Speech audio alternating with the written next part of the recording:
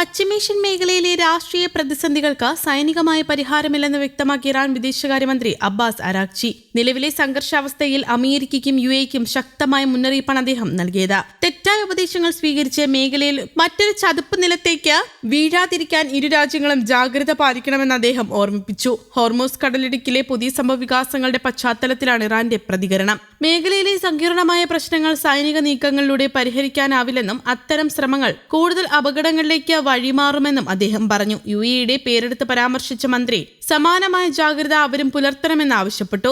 മേഖലയിൽ ഇറാന്റെ താൽപര്യങ്ങൾ സംരക്ഷിക്കുന്നതിൽ വിട്ടുവീഴ്ച ഉണ്ടാകില്ലെന്ന സൂചനയും അദ്ദേഹം നൽകി. അതേസമയം പാകിസ്ഥാന്റെ മധ്യസ്ഥതയിൽ സമാധാന ചർച്ചകൾ പുരോഗമിക്കുന്ന പശ്ചാത്തലത്തിലാണ് ഇറാന്റെ ഈ പുതിയ പ്രസ്താവന വന്നിരിക്കുന്നത്.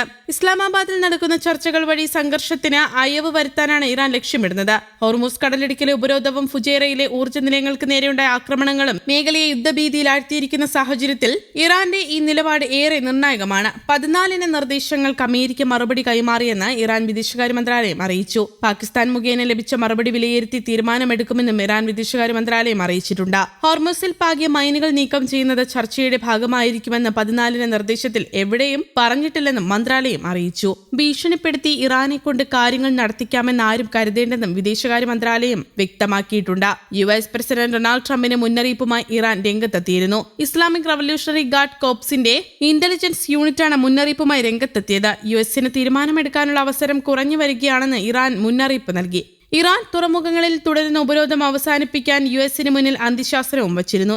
ഇനി നടപടി അല്ലെങ്കിൽ ഇറാനുമായുള്ള കരാർ, രണ്ടിനായാലും യുഎസിനുള്ള സമയം കുറഞ്ഞു വരികയാണെന്നും ഇറാൻ വ്യക്തമാക്കി. അതേസമയം ഹോർമൂസ് കടലിടുക്കിലൂടെയുള്ള കപ്പൽ ഗതാഗതത്തിന്റെ മേൽനോട്ടം സംബന്ധിച്ച കരട് നിയമനിർമ്മാണത്തിന് ഇറാൻ പാർലമെന്റ് ഒരുങ്ങുകയാണ്. ഇസ്രായേൽ കപ്പലുകൾക്ക് സമ്പൂർണ്ണ വിലക്ക് ഏർപ്പെടുത്തുന്നതാണ് കരട് ബില്ലിലെ പ്രധാന വ്യവസ്ഥ. യുദ്ധത്തിന്റെ നഷ്ടപരിഹാരം നൽകിയാൽ മാത്രം അമേരിക്കയുടെ കപ്പലുകൾക്ക് അനുമതി നൽകും. യുഎസുമായി ചർച്ചയ്ക്ക് പ്രേരിപ്പിക്കുന്നവർക്ക് ഇറാനെ ഇനിയും മനസ്സിലായിട്ടില്ലെന്ന് സർക്കാർ വക്താവ് പറഞ്ഞു. ആണവായുധ വ്യാപന നിരോധന ഉടമ്പടി പാലിക്കാത്ത അമേരിക്കയുടേത് ഇരട്ടത്താപ്പാണ്. ഇറാന്റെ കാര്യത്തിൽ അമിത വ്യഗ്രത പുലർത്തുന്ന അന്താരാഷ്ട്ര ആണവോർജ്ജ ഏജൻസി ഇക്കാര്യത്തിൽ സ്വീകരിക്കുന്ന തണുത്ത നിലപാടിനെയും ഇറാൻ വിമർശിച്ചു. അതേസമയം ഇറാന്റെ ആണവായുധ നിർമ്മാണ ശേഷി തകർക്കുക എന്ന ലക്ഷ്യത്തോടെ അമേരിക്ക ആരംഭിച്ച സൈനിക നീക്കങ്ങൾ പൂർണ്ണ ലക്ഷ്യം കണ്ടില്ലെന്ന് യുഎസ് രഹസ്യാന്വേഷണ ഏജൻസികളുടെ വിലയിരുത്തൽ. 2 മാസമായി തുടരുന്ന യുദ്ധത്തിന് ശേഷവും ഇറാന്റെ ആണവശേഷിയിൽ കാര്യമായ മാറ്റം വന്നിട്ടില്ലെന്നാണ് റിപ്പോർട്ട്. ഇറാൻ ഒരു ആണവായുധം നിർമ്മിക്കാൻ തീരുമാനിച്ചാൽ അതിന് ഏകദേശം 1 വർഷത്തോളം സമയം വേണ്ടിവരുമെന്നാണ് നിലവിലെ കണക്കുകൂട്ടൽ. കഴിഞ്ഞ വർഷം ജൂണിൽ യുഎസ് നടത്തിയ ഓപ്പറേഷൻ മിഡ്നൈറ്റ് ഹാമർ എന്ന ആക്രമണത്തിന് ശേഷമുള്ള അതേ സ്ഥിതി തന്നെയാണ്